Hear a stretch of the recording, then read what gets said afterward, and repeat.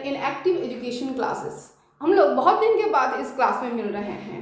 इसके रीज़न आप लोग जानते हो क्या? मेरा थोड़ा सा तबीयत खराब हो गया था, जिसके कारण मैं क्लास को कंटिन्यू नहीं कर पाई, तो इसके लिए वेरी वेरी सॉरी भाई। आप लोग मुझे माफ़ कर देना। और चलो अब से हम लोग इस क्लास को कंटिन्यू करते हैं। आज हम लोग इस क्लास में inter conversion of states of matter के बारे में पढ़ेंगे।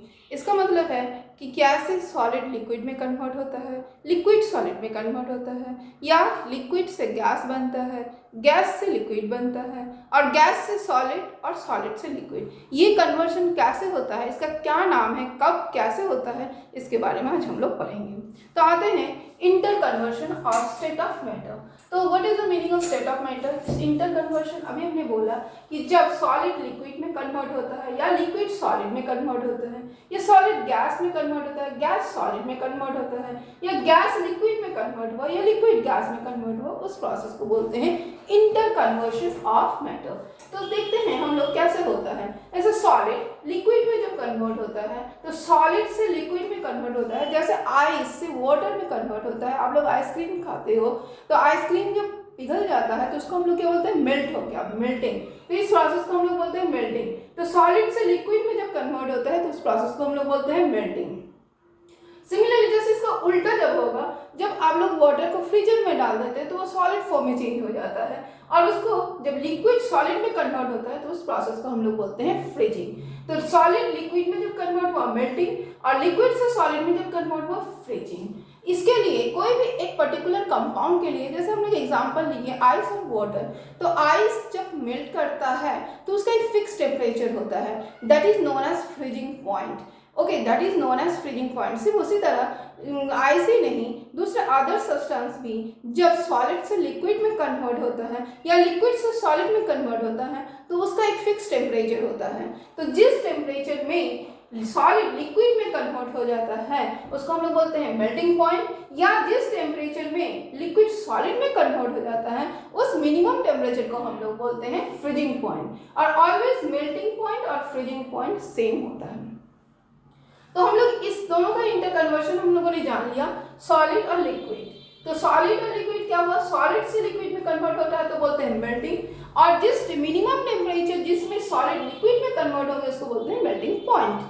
और जस्ट रिवर्स, लिक्विड जब सॉलिड में कन्वर्ट होता है तो उसको हम लोग बोलते हैं फ्रीजिंग और सॉलिडिफिकेशन, और उस टेम्परेचर को, मिनिमम टेम्परेचर को हम लोग बोलते हैं freezing point. For example, the freezing point और फ्रीजिंग पॉइंट ऑफ वाटर और melting point of ice is always 0 degree Celsius. Remember this. तो freezing point of what? Freezing point of water बोलेंगे, और melting point of ice is 0 degree Celsius. अब आते हैं next, liquid से gas में जब कन्वर्ट होता है, कोई भी सब्सटेंस जब लिक्विड से गैस में कन्वर्ट होता है तो उसको हम लोग बोलते हैं वेपोराइजेशन और बॉइलिंग। वेपोराइजेशन और boiling. Similarly just reverse, gas जब लिक्विड में कन्वर्ट हो जाता है तो उसको हम लोग बोलते हैं कंडेंसेशन।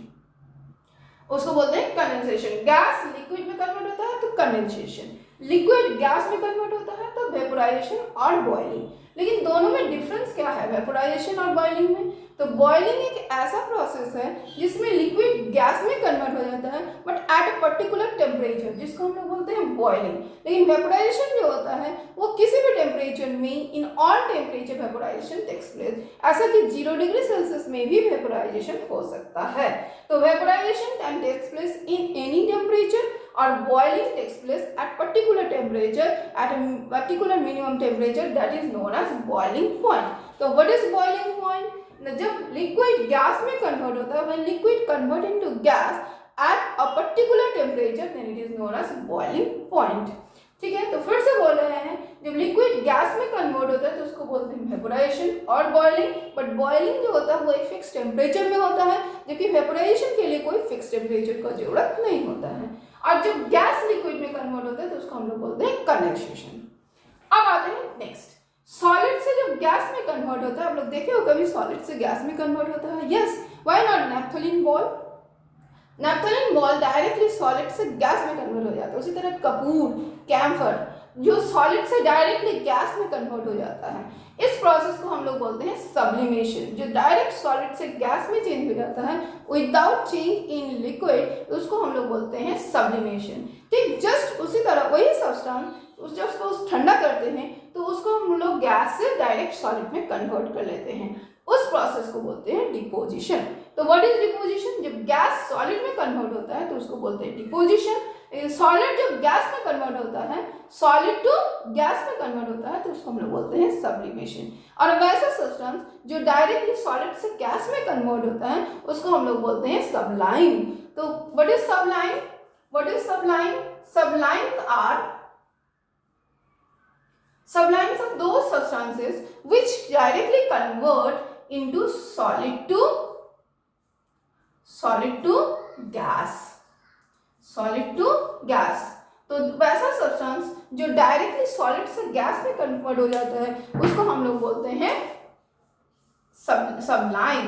फॉर एग्जाम्पल जैसे सबलाइम के एग्जाम्पल जैसे अभी हमने बोला camphor, naphthalene ball, these are the examples of the sublime. हम लोग देखते हैं सब बहुत इंपॉर्टेंट थिंग आप लोग स्टैंडर्ड 9 का, that is the difference between boiling and vaporisation. Boiling क्या है? Boiling is a process in which liquid changing to gas but at fixed temperature. So boiling the process in which liquid converting to gas at fixed temperature is known as boiling.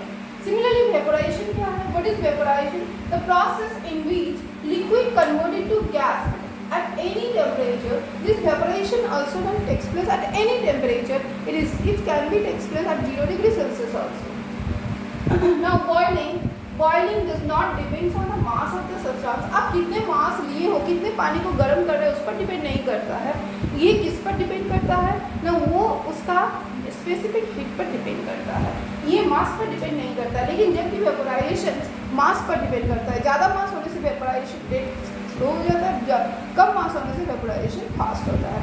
तो boiling है मास पर depend नहीं करता, जबकि vaporisation मास पर depend करता है। अब आते हैं कि वेपोराइजेशन कब कब पॉसिबल है और कौन कौन फैक्टर्स इसके लिए रिस्पॉन्सिबल हैं। तो factors affecting rate of vaporisation. Number 1, nature of the substance. तो नेचर कैसा है, जिस सब्सटेंस को आप वेपोराइज करोगे उसका नेचर कैसा है, इस पर डिपेंड करता है nature of the substance. Number 2, surface area of the container. जिस जगह में आप उस लिक्विड को रखे हो उसका सरफेस एरिया कितना है। यदि सरफेस एरिया ज़्यादा है तो रेट ऑफ वेपोराइजेशन ज़्यादा होगा, यदि सरफेस एरिया कम है रेट ऑफ वेपोराइजेशन कम होगा। जैसे मान लो आप लोग किसी वेट क्लॉथ को टांग दिए हो और उसको ड्राई करना है। अब यदि इसको स्प्रेड करके रखते हो तो वो जल्दी ड्राई हो जाएगा, और यदि आपको उसको कंजेस्टेड करके रखते हो तो जल्दी ड्राई नहीं होगा, मीन्स उसका सरफेस एरिया ज़्यादा हो जाएगा। स्प्रेड करने से रेट ऑफ इवेपोरेशन फास्ट होगा, और यदि उसको कंजेस्टेड करके रख देते हो तो उसका रेट ऑफ इवेपोरेशन स्लो होगा।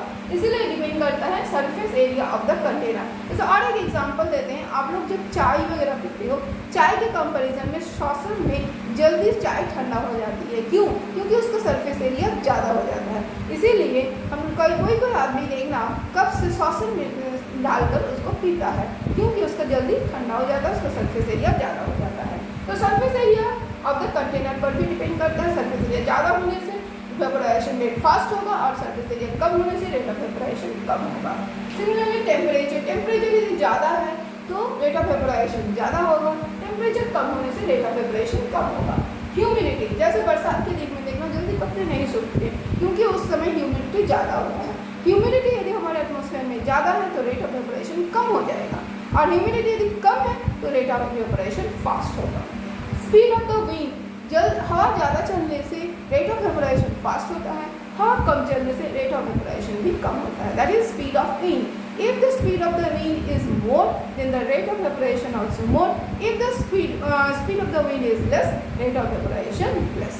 तो आज का हम लोग का ये टॉपिक जिसमें हम लोग पढ़े inter conversion of matter and what is the difference between boiling and vaporization and what are the main factors of vaporization, what are the main factors of the vaporization. Children, हमको लगता है कि आप लोग को ये क्लास बहुत पसंद आ रहा है। प्लीज़ आप लोग इस क्लास को शेयर कर अपने फ्रेंड के साथ शेयर कर दीजिए इससे, और कमेंट में हमको लिख कर बताइए कि आप लोग को ये क्लास कैसे लगा। और आप लोग एक बात भी कर सकते हो, तो हमने क्वेश्चन दे रहा है उसका आंसर भी आप कमेंट सेक्शन में दे सकते हो। तो what is the boiling point of water in kelvin scale, जो जानते हो वो आपका आंसर आप कमेंट सेक्शन में दे देना। नेक्स्ट क्लास हम लोग करेंगे inter conversion of temperature in different scale. ठीक है, तो आज का होमवर्क हम लोग का है कि what is the boiling point of water in kelvin scale.